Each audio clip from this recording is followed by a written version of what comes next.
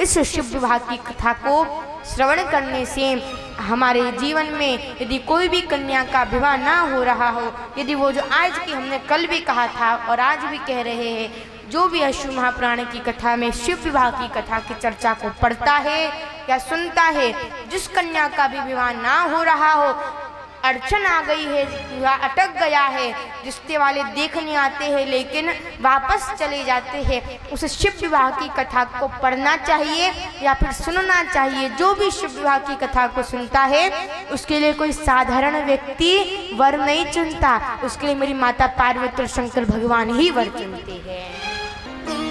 अगला जन्म सती मैया का हिमाचल जी के यहाँ पे हुआ। अब बताओ सती मैया पार्वती मैया की माता का नाम क्या है? बताओ, पार्वती मैया की माता का नाम क्या है?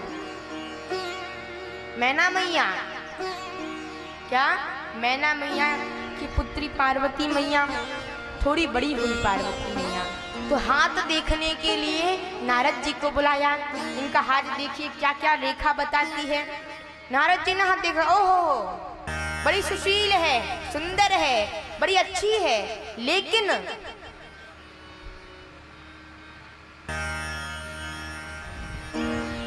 पति की रेखा में थोड़ी सी गड़बड़ है। क्या? पति की रेखा थोड़ी सी गड़बड़ है। क्या गड़बड़ है बताइए? तो उनका पति जटाधारी होगा, नग्न रहेगा, भस्म धारण करेगा, शमशान में रहने वाला रहेगा, भूत प्रेत रिश्तेदार रहेंगे, आभूषण सांप के पहनेगा। जब मैना मैया ने देखा तो मैना मैया जोर जोर से रोने लगी, पार्वती मैया को गोद में बैठा के, मैं पर्वत से कूद जाऊंगी पर ऐसे बौराहा दूल्हे से कभी विवाह नहीं करूंगी, मैं कभी विवाह नहीं करूंगी। लेकिन आज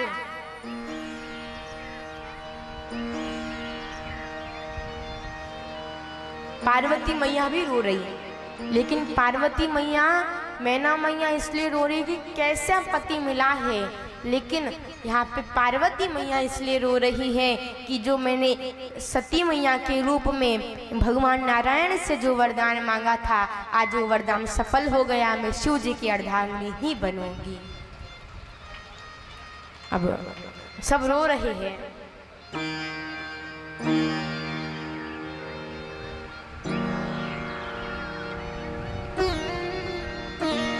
कहा कि इसको कुछ बदलने का उपाय है क्या? तो कहा नहीं, ब्रह्मा जी ने जो लिख दिया उसको कोई नहीं बदल सकता सिवाय शिव जी के। ब्रह्मा की लेखनी ना नारायण बदल सकते हैं, ब्रह्मा की लेखनी ना ब्रह्मा बदल सकते हैं, ना इंद्र बदल सकते हैं, ना वरुण बदल सकते हैं। ब्रह्म की लेखनी कोई भी देवी देवता नहीं कर सकते, लेकिन ब्रह्मा जी की लेखनी केवल देवादिदेव पति हमारे महादेव ही बदल सकते हैं। महादेव बदल सकते हैं। आज कहा कि शंकर जी को प्राप्त करने का उपाय क्या है? तो कहा तप करना पड़ेगा। पार्वती मैया तप करने गई। कोमल सा शरीर था, लेकिन उस कोमल से शरीर को भी तप के लिए भेज दिए। दिन भर अग्नि में रहती, अग्नि को ऐसा गोल बना लेती और उसमें रहती दिन भर, लेकिन रात को पानी के अंदर रहा करती थी। ठंड में पानी में, गर्मी में अग्नि में। ऐसा कठोर तप पार्वती मैया ने किया। वरदान देने भगवान आए, मानो मांगो पार्वती क्या चाहती हो। पार्वती मैया ने कहा कि मुझे आप पति के रूप में चाहिए। शंकर भगवान ने आशीर्वाद दिया, सप्त ऋषियों को भेजा परीक्षा लेने के लिए। जब भी जीवन में दुख आए ना, दुख आता है तो राह दिखाता है। जब जीवन में दुख आए तो समझना कि सोना भी बिना गरम होकर, जब तक वो गरम नहीं होगा तब तक चमकेगा नहीं। बिना तो जले भभूति नहीं बनती, लकड़ी को भी जलना पड़ता है तब भभूति बनती है। गोबर के कंडों को भी जलना पड़ता है, तब भभूति बनती है। बिना जले लकड़ी, बिना लकड़ी के जले भभूति नहीं बनती, और बिना जले अनुभूति भी नहीं मिलती।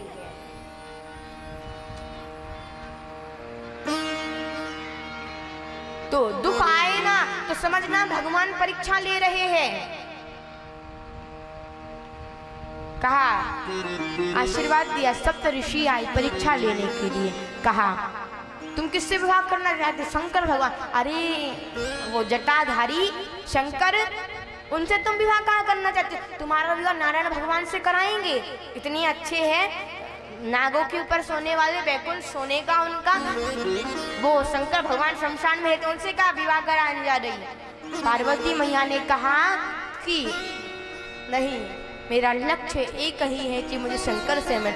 जिसका लक्ष्य सुंदर होता है, जिसका लक्ष्य भगवान से मिलने वाला होता है, कई अड़चन जीवन में आती है, कई परेशानियां जीवन में आती है, उस लक्ष्य को तोड़ने की, जो लक्ष्य को तोड़ देता है उसे शिव नहीं मिलते, लेकिन जो लक्ष्य पे हमेशा आधीन रहता है उसको ही शिव मिलती है।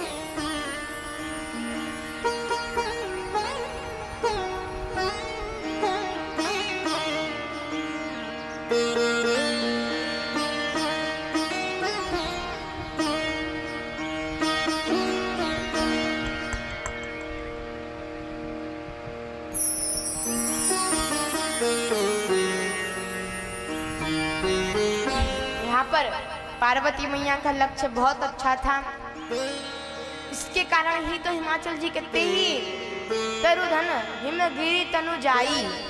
गोस्वामी जी कहते हैं, तेहि कारण में गिरी गिर जाई, तेहि कारण में गिरी गिर जाई, तेहि कारण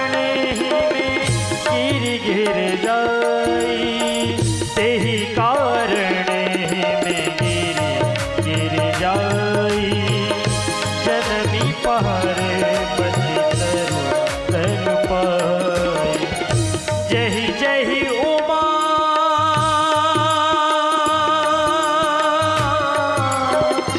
जही जही उमा चल गिर जाई, सकल सिद्धि संपत्ति संपाई, सकल सिद्धि संपत्ति संपाई, सोहे सैले गिरा गृह आए, जिम जन भगत जनम पद पाई, सोहे सैले गिरा गृह आए, जिम जन भगत जनम पद पाए।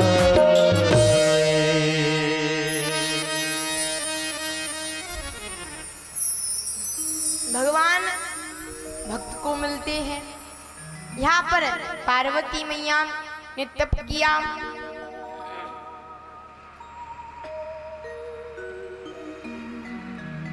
पार्वती मैया ने तप किया, शंकर भगवान ने आशीर्वाद दिया। भगवान का एक अवतार है नट भैरव। कब लिया था? भगवान हिमाचल जी के यहाँ पे नट के रूप में गए और नृत्य करने लगे।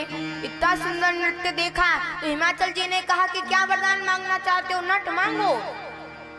नट के रूप में भगवान ने कहा कि जो मांगोगे दोगे। तो कहा हमारा वचन है, मांगो।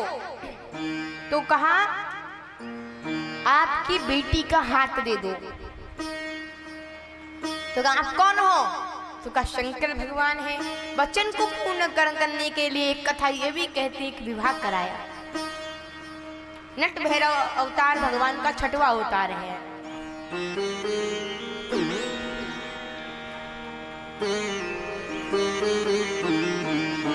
इधर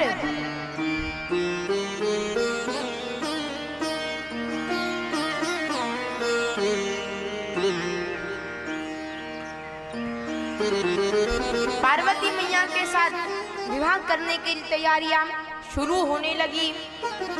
वरदान दे दिया। पार्वती मैया घर पर आ गई। अब हिमाचल नगरी सजने लगी। सारी मैयाएं सभी ध्यान से सुनेंगे अब, क्योंकि अब कौन सी कथा चालू हो रही है। भगवान शिव जी का विवाह होने वाला है। बड़े आनंदित कथा है, बड़े आनंद के साथ जितनी भी मैया पीछे आगे आजू बाजू सबको सावधान कर दो। क्या अब शिव विवाह की कथा चल रही है। हिमाचल नगरी सजने लगी।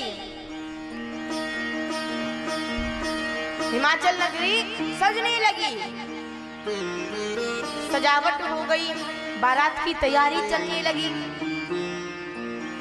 5 बजे बारात है, 4 बज गए। शंकर भगवान के पास कोई भी तैयार करने के लिए नहीं आया। श्रृंगी भृंगी परेशान, नंदी परेशान। तो पूछा, अरे नंदी क्या हुआ, परेशान क्यों हो? तो कहा कि महाराज तुमको कोई अभी सजाने नहीं आया। तो कौन सी सजावट है? तो कहा आपको सजाएंगे, दूल्हे लगोगे तभी तो कोई ब्याह कराएगा। तो कहा हम तो पहले से सजे सजाए आदमी, हमको क्यों तुम सजाने में लगे हुए हो? तो कहा नहीं, दूसरे के गांव में जाना है महाराज, सजना तो पड़ेगा। तो कहा सजाओ, कौन सजाएगा? तो महाराज आपकी आज्ञा हो तो हम सजा दे। शंकर भगवान ने आदेश दिया 2 कारणों से। पहला, बालक है, ना बोलते बुरा मान जाते। दूसरा, जो अपने साथ रहता है ना, उसी को पता है कि हमें कौन सी चीज क्या चाहिए, जो हमारे साथ रहता है।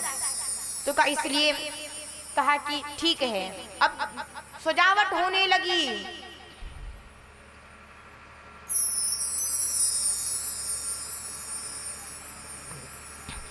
सजावट होने लगी, सजावट चलने लगी।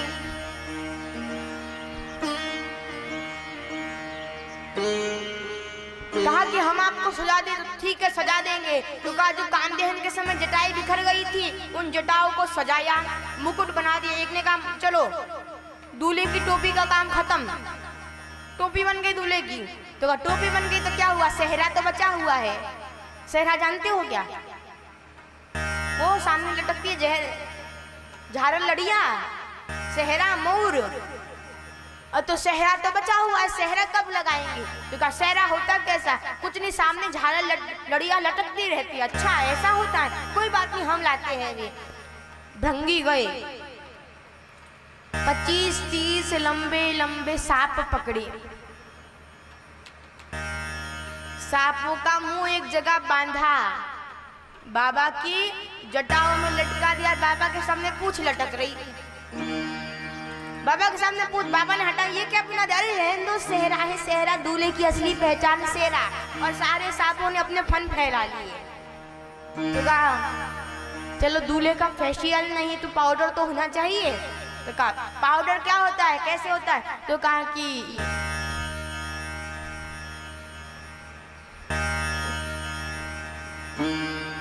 काला व्यक्ति भी यदि पाउडर को लगा ले तो गोरा हो जाता है। अच्छा ऐसा पाउडर होता है क्या?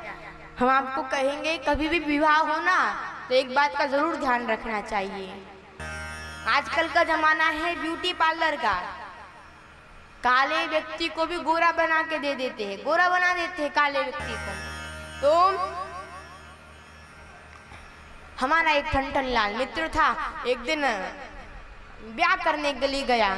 उसके गुरुजी ने पक्का किया कि दूर से देखा, अरे दुल्हन तो बहुत गोरी है, क्योंकि दुल्हन तो बहुत काली थी पहले से, लेकिन मेकअप करके आई थी तो बहुत गोरी दिख रही, दुल्हन तो बड़ी गोरी है। तो पक्का पक्का ठनठन लाल ने दुल्हन को देखा नहीं, फिर भी पक्का हो गया सब। अब वरमाला का समय था तो वरमाला होनी थी, विवाह सब कुछ हो चुका था। ऊपर पतला टेंट डला था। अब इतने में हो गई भगवान की कृपा से बारिश हुई। टेंट पतला था, टेंट के अंदर से पानी दुल्हन के सिर पे आने लगा। पानी सिर से मुंह पे आया, मुंह का मेकअप धुल गया। ठनठन लाल ने देखा, अरे ये तो अभी अभी हंस दिख रही थी, ये कौवा कहाँ से बन गई? ये हंस दिख रही थी, कौवा कहाँ से बन गई? देख, अरे ये तो मेकअप का कमाल। ठनठन लाल भगा वहां से धोती पकड़कर। तो कभी भी विवाह करना हो तो पहले दुल्हन को एक जगह बिठाओ, एक पानी में बोतल में पानी लो, पहले दुल्हन का मुंह धुलवाओ। कहीं हंस की जगह कोयल तो नहीं है? तो ये तो विनोद की बात है, लेकिन पाउडर होना चाहिए। पाउडर होता क्या, काले व्यक्ति को गोरा कर देता। अच्छा तो भस्म लेके आके, भस्म तो भस्म लाई, लगाना अलग, पोत दिया पूरे शरीर में। लगाना अलग होता, लगाते आराम से पोत दिया पूरे शरीर में भस्म को। तो कहा दूल्हे को जनेऊ पिनाया, सांप का कुंडल तो होने चाहिए, ठीक है। तो पहले सांप लटकाया कान में, सांप लटकाया, नीचे से जो झूमर नहीं लटकता है, नीचे कुछ लटकता है ना, वो कान में जो आप पहनते हो, आपने देखा होगा मैयाओं ने, नीचे कुछ लटकता है, गोल गोल सा कुछ लटकता है। तो सांप को पिनाया, नीचे बिच्छू को लटका दिया और बाजूबंद सांप का, और कड़ा बाजूबंद सांप का बना हुआ है, सब कुछ शरीर में, गले में सांप है। तो कहा वर्मा गले में सांप है, लेकिन कोई बात नहीं, लेकिन एक माला तो होनी चाहिए। अच्छे दूल्हे के गले में माला होगी तब अच्छा लगेगा, सुंदर लगेगा। तो कैलाश है, कैलाश में फूल कहाँ से लाएंगे माला के लिए? तो कहा पास में शमशान है, मुंड लेके आ जाओ। और मुंड सांप में पिरोए और सांप से बांध दिया गले में। वरमाला जो माला होती है वो मुंड की बनी। और नंदा यहाँ पे नंदी ने नीचे से ऊपर तक देखा तो कहा ठीक है बाबा कुछ पहन लो, नीचे कुछ पहन लो। तो शंकर भगवान बोले पहनने की आदत है, दूसरे के गांव में जाना हंसी हो जाएगी, पहनो। ठीक है क्या पहनाओगे? जिसके ऊपर बैठे बागंबर लपेट दो। बागंबर देखा है आपने, कड़ा होता है, बांधे सटक गया नीचे। तो ये तो बड़ी प्रॉब्लम। सेहरा बनाया, पाउडर लगाए, बाजूबंद, कंगन सब कुछ लगाए, ये तो खिसक गया। अब क्या करे? ये तो खिसक गया।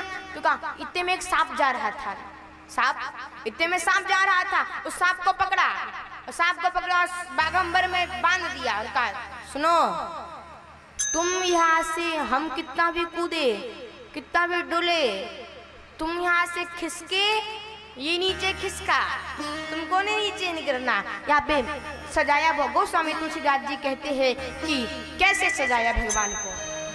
शिव ही शंभुगण, शिव ही शंभुगण करहि श्रृंगार, जटा मुकुट अहि मोर सवार, जटा मुकुट अहि मोर सवार,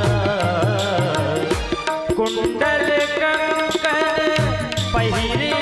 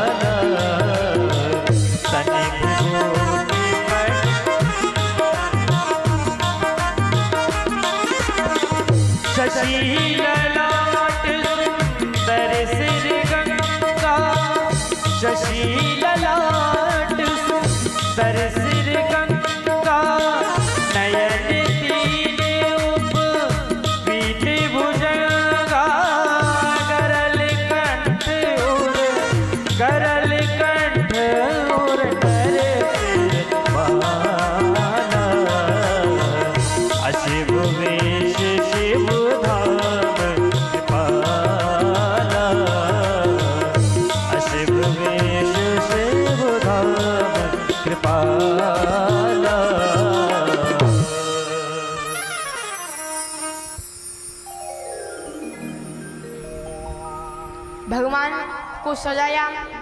सजाने के बाद फिर सजाने के बाद कहा क्या बाबा तैयार हो गए। बाबा ने नीचे से ऊपर अपने आप को देखा तो बाबा एक हाथ में त्रिशूल है, एक हाथ में डमरू है, और इतना सुंदर दृश्य को देखकर बाबा डमरू बजाने लगे। बाबा डमरू बजाने लगे, आनंदित हो गए बाबा। कहा में सारे देवता लोग आ गए। और देवताओं की तो बात अलग ही है। देवता लोग 1 महीने पहले से ही सजना प्रारंभ कर दिए थे। 1 महीने पहले से अपनी गाड़ी वाहन को घस रहे थे। यमराज काले भैंसा को रगड़ रहे, मानो गोरा बना छोड़ेंगे। काले भैंसा ने पूछा, आज इतना काहे को रगड़ रहे? तो क्या हुआ, इतना क्यों रगड़ रहे, क्या हुआ है? तो कहा कि आज शादी है। तो कहा किसकी शादी? तो कहा हमारी शादी। नहीं काले भैंसा, तुम्हारी शादी नहीं है, शंकर भगवान की शादी है। तो काले भैंसा ने कहा शंकर भगवान का शादी है तो और रगड़ो।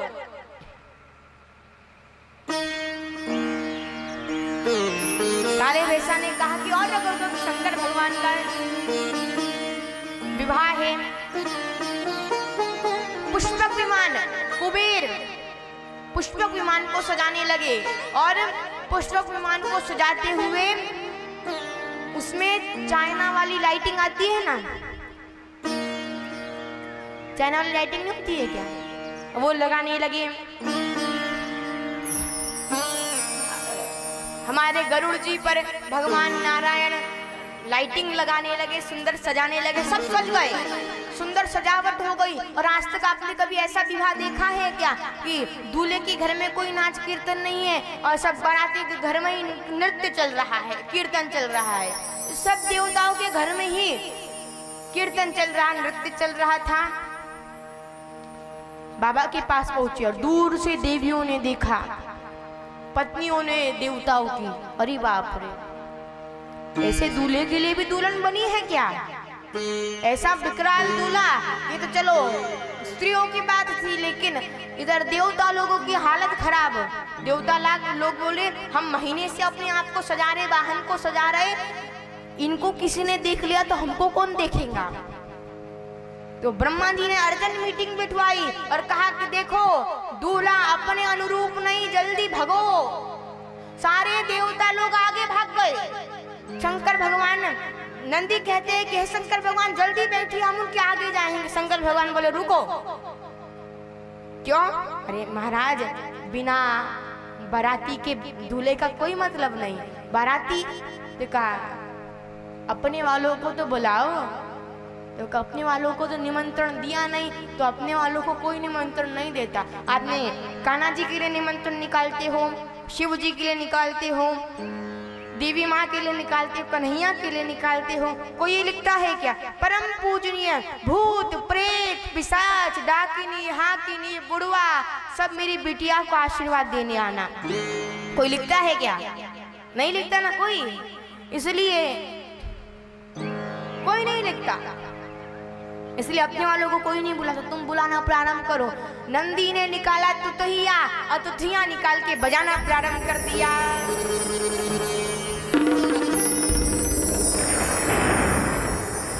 शिव अनुशासन सुनी सब आए, प्रभु पद जल स्थित सिसनाए। नाना वाहन नाना वेशा, बिहसे शिव समाज निज देवा। को मुखहीन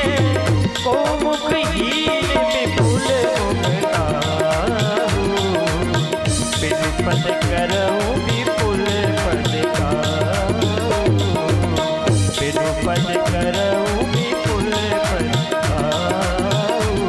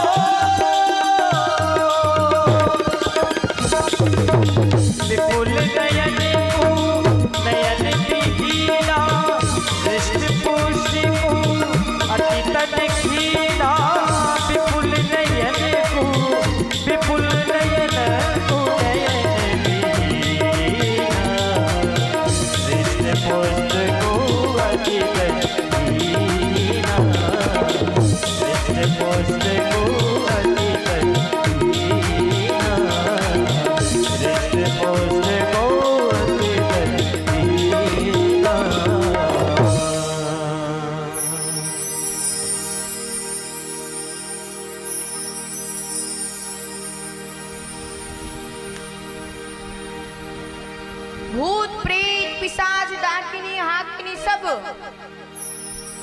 पहुंच गए।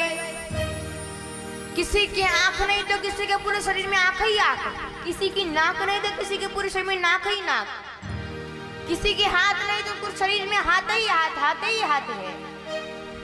किसी के पैर नहीं, किसी के शरीर में पैर ही पैर, कोई अपना सिर हाथ में लेके डोल रहा। बड़े भूत प्रेत आए, भूत प्रेत पिशाच डाकिनी हाकिनी। हाकिनी पता है कौन होती? गांव के किनारे वाली नदी में जो भी जाता है उसे पकड़ लेती है, उसका वो पकड़ के डुबा देती है, उसे कहते हैं हाकिनी। ऐसे अलग अलग भूत प्रेत आए। सभी ने भगवान के दर्शन किए और भूत प्रेत की टोली लेकर भगवान आगे पहुंचे। सारे देवता लोग अब यहाँ पर हिमाचल जी के यहाँ पे पहुंचे और सारे लोग हिमाचल जी के यहाँ पे आए। और आने के बाद प्रारंभ हो गया। आपने अगवान देखे? अगवान जो बाराती आते उनको जूस हार पिनाते, वो अगवान खड़े थे। देखा कितने सुंदर बाराती। उसमें से एक बूढ़े बाबा ने कहा इतने सुंदर बाराती है तो इसमें से दूल्हा कौन है? सबसे सुंदर थे नारायण भगवान। अच्छा यही दूल्हा है? दूल्हे के कान भगवान नारायण के कान में जाके बोले झूठ मत बोलना, तुम ही दूल्हा हो ना? भगवान नारायण बोले हम दूल्हे नहीं, दूल्हे तो पीछे से आ रहे हैं। बूढ़े बाबा और नाचने लगे, बाराती इतने सुंदर तो दूल्हा कितना सुंदर होगा। भगवान नारायण बोले नाच ले बेटा नाच ले, बाद में नाचने लायक नहीं रहेगा, बाद में नाचने लायक नहीं रहेगा।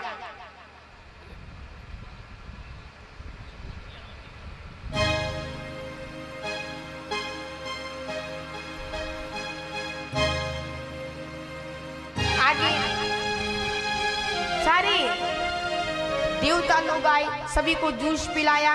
इतने में पीछे से आवाज आई हर हर महादेव। जब पीछे से आवाज आई तो पूछा कि कोई और पीछे बचे हैं क्या?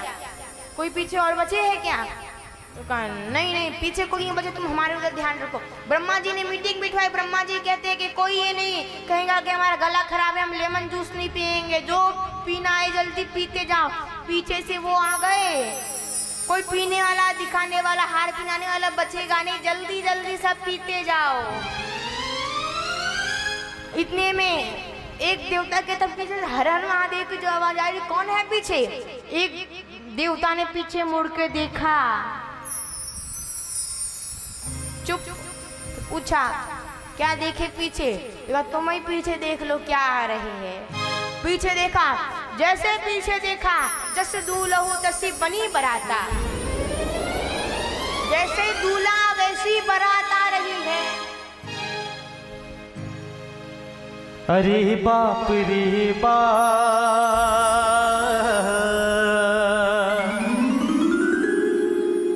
अरे बाप रे बाप, अरे बाप रे बाप, कैसन कैसन भूत प्रीत कैसन कैसन सांप।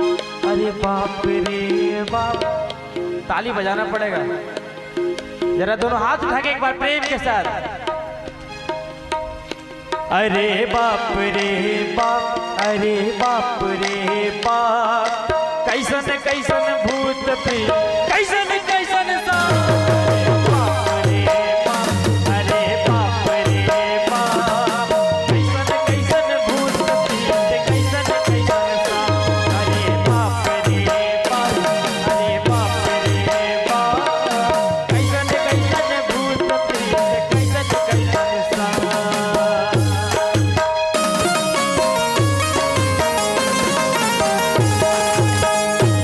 एक बार जोरदार जयकारी के साथ बोल शंकर भगवान की। आइए पुनः पूज्य महाराज जी की कथा के जुड़ते हैं। हर हर महादेव। बोले शंकर भगवान की। भूत प्रेत की बारात पहुंची हिमाचल। अगवान के जितने भी वाहन थे सब भग गए और सारे अगवान जितने भी जूस पिला रहे थे। एक अगवान देवताओं की क्लास में जूस डाल रहा था। इतने में नजर ऊपर पड़ी, भूत जैसे ऊपर देखा भूत, नीचे गिलास में से जूस नीचे गिर रहा। बाजू वाले ने कहा देख नीचे जूस गिर रहा, नीचे देख नीचे। उसने कहा ऊपर देख ऊपर कौन आ रहा है, ऊपर देख कौन आ रहा है। सारे थर थर कांपने लगे, प्रार्थना करने लगे, हे प्रभु अब तो किसी की बारात में जूस पिलाने नहीं जाएंगे, कभी नहीं जाएंगे। और जितने भी नगर में से बारात निकली थी, माताओं की मैयाओं की आदत होती है कि कोई भी दूल्हे की बारात जा रही हो तो बालक को दौड़ाती, जा देख के आप बारात कैसी है, दूल्हा कैसा है। नगर की सारी मैयाओं ने भेजा था कि जाके देखो। जाके सारे बालकों ने देखा, एक भूत को देख के बालक डर जाते। यहाँ पे भूतों की टोली, जल्दी से दरवाजा बंद किया, खिड़की बंद की, पर्दा लगा दिए। इतने माँ इतनी जोर से दरवाजा क्यों बंद कर रहा है, टूट जाएगा। बालक ने कहा माँ जल्दी सब कुछ बंद कर दे, वरना एक भी घुस गया तो रहने लायक नहीं रहेंगे। ये बात छोड़, बारात कैसी थी? तो कब बारात छोड़, यमराज की टोली आई, यमराज की टोली, यमराज आए सब। और दूल्हा, अरे दूल्हे की तो बात ही मत पूछो, दूल्हा नग्न आया है, मुंडों की माला पहन, सांप पहन के आया। इतने में सब नाच रहे थे। आनंद की बात तो ये है कि जो सांप बागंबर में लपेटा था, जो बागंबर में लग रहा था, वो सांप सबको देखने के लिए नंदी भी नाच रहे, भृंगी नाच रहे, श्रृंगी नाच रहे, भूत प्रेत अपना डांस कर रहे। तो सांप को लगा अपन भी खूब ठुमका लगा ले, तो वो बागंबर में लगे लगे ऐसे नाचने लगा। इतने में खुल गया, सांप खुला, बागंबर इतने में नंदी ने देख लिया, अरे बापा, अरे बाप रे, ये तो आफत हो गई। इतने में फिर से सांप को पकड़ा। तुझे कहा था ना कितना भी हम नाचे, कितना भी कूदे, तू खुल कैसे गया? तो सांप ने कहा कि महाराज हम भी तो सांप ही है, हमको भी नाचने का मन करा, हम दो चार ठुमके जो लगा इतने में सब खुल गया। इसलिए आप एक काम कीजिए कि आप फिर से बांध दीजिए। फिर से बागंबर को मानो, फिर से सांप से कहा, एक बार तो खुल गए, दूसरी बार तो मेरी हिमाचल में खुल गए, फिर सारा मेकअप वेस्ट हो जाएगा। भूतों की टोली लेके पहुंचे और आरती लेके मैना मैया दरवाजे पर आई, और आरती लेके दरवाजा में पर आई और द्वार पे आके आरती करने लगी। इतने में माता को पता था कि दूल्हा थोड़ा विकराल है, लेकिन इतना विकराल दूल्हा देखकर मैना मैया के हाथ से थाली गिर गई। अंदर गई, पार्वती मैया को गोदी में लेकर रोने लगी, मैं इस पागल दूल्हे से विवाह नहीं करूंगी, पानी में डूब के मर जाऊंगी, जंगल में जाके भूखे मर जाऊंगी, पर इससे विवाह नहीं कराऊंगी। इतने में नारद जी आ गए। किसी ने कहा कि किसने बताया था ये दूल्हा? याद आया नारद जी ने। अब आप बताओ नारद जी की हालत क्या हुई होगी। नारद जी को इतना सुनाया, नारद ने संसार बिगाड़ दिया। मैंने नारद का मैंने क्या किया था, खुद ही तो विवाह नहीं किया, पुत्री की वियोग कैसा होता नारद क्या जानेगा। लेकिन पार्वती मैया ने कहा हमारे गुरु है, ऐसा मत कहिए। नारद जी ने कहा ये कोई और नहीं, स्वयं जगदम्बा है, इसलिए आप क्रोध ना कीजिए। और सुंदर आरती की, बिठाया, जल दिया। इतने में कहा सबकी बारात जितने भी आई थी, देवताओं की और भूत प्रेतों की, उन सब की अब भोजन होने लगा। पंगत के लिए सब बैठ गए, पंगत समझते ना, तो सब पंगत के लिए बैठ गए। देवता लोग तो बैठे बैठे खा रहे, अब भूत प्रेत की पंगत की बारी। भूत प्रेत बैठे, एक के दो मुख थे, उससे पूछा कौन से मुख से खाएगा? उसने कहा दोनों तरफ रख दो। एक के चार थे, चारों से उससे पूछा तूने कौन सा मुख? चारों तरफ से। एक का तो सीना ही नहीं, गला गला ही था बस। अब उससे पूछा तू कैसे खाएगा? तो उसने कहा बस कुछ नहीं, दाल सब्जी लाते जाओ, पाइप में जैसे डालते गले में डालते जाओ, गले में डालते जाओ। अब इतने में सारे जितने भी परसने वाले थे सब हिमाचल जी के यहाँ पे और कहने लगे कि आपने बड़ा गलत किया हमारे साथ। एक एक के 2 पत्तल रखो, एक के 4 रखो, एक के सीधा गले में डालो, एक के अलग अलग, एक के 4 हाथ, एक के 8 हाथ है। हम बड़े परेशान हो गए, कोई उपाय बताइए। हिमाचल जी कह रहे जैसे गैया को घास खाने के लिए छोड़ते हैं ना, इन्हें प्लेट और कटोरी देकर छोड़ दो। छोड़ दिए तो इंद्र ने पूछा महाराज हम बैठे बैठे खा रहे, इसे कहते पंगत, ये खड़े खड़े खा रहे, इसे क्या कहेंगे? तो ब्रह्मा जी कहते हैं कि इंद्र हम सब बैठे बैठे खा रहे, इसे कहते हैं पंगत, लेकिन ये जो भूत प्रेत खड़े खड़े कटोरी लेके लेके खा रहे हैं ना, इसे बफे कहेंगे कलयुग में। इसे कलयुग में क्या कहेंगे? बफे। कहते हैं कि बफे अर्थात भूत प्रेत की बारात, भूत प्रेत का भोजन। क्या? भूत प्रेत का भोजन है।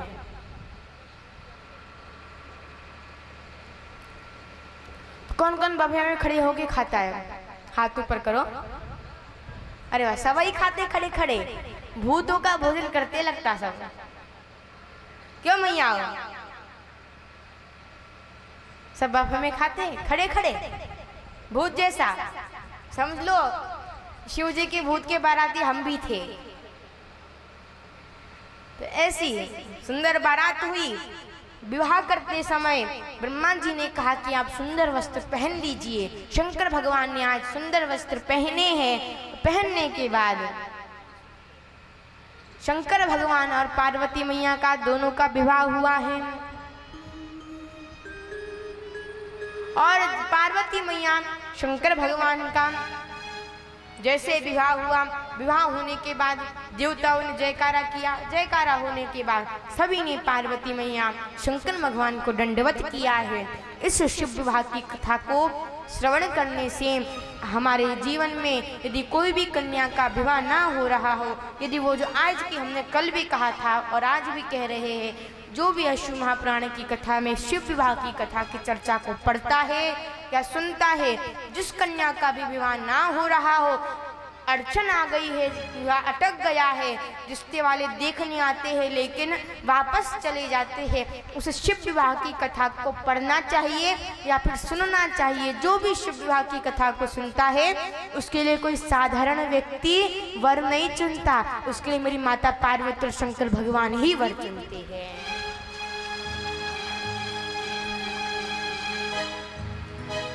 शंकर भगवान और पार्वती मैया का विवाह हुआ।